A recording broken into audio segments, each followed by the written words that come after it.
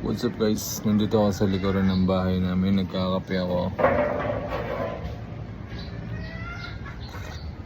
Tapos may napanood ako. Panoorin ito guys. Panoorin natin.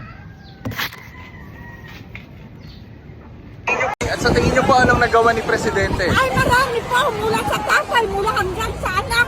Nandito pa rin kami lumalaban. Loyalista. Wala nga yung patayan masyado. Walang mga walang mga so, peaceful sa years na. Tumataas po na tumataas yung sahod. Na kailangan tumaas pa. Tumataas ang bilihin. Tumataas ang bilihin. Tumaas ang bilihin. Ay, tumataas ang bilihin. Pataas ang sahod. Pero yung sahod tumaas naman po kahit pa paano. Yung mga nagagawa naman po siya maganda eh. Tulad ng ano pa?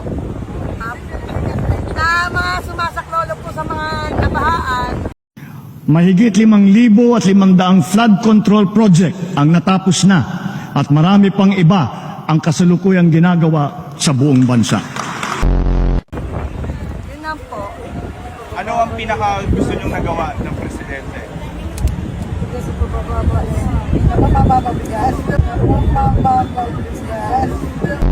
Mababa daw po yung ibang bigas. Sa inyo po, yung naramdaman niyo Yung sa akin na may trabaho po ako. ano pong naitulong sa inyo?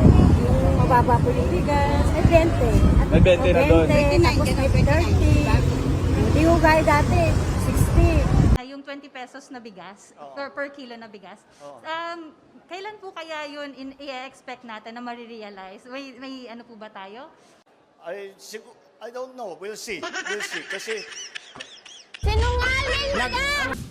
may chance lagi yan kung maayos natin ang production natin at maging maayos ang hindi tayo masyadong bagyuhin at yung Ano siya ka ata? Hindi ko kahit na maraming bitsin. Laking bagay na rin yung nawawala. Nagkakaroon na ng allowance yung mga bata ko. Ako po, meron po 1,000, meron po 2,000. Kada Monthly. buwan. Anong programa daw yun? Quarterly. Sa DSWD po. Ano po ang gusto niyong marinig mamaya sa SONA ng Pangulo?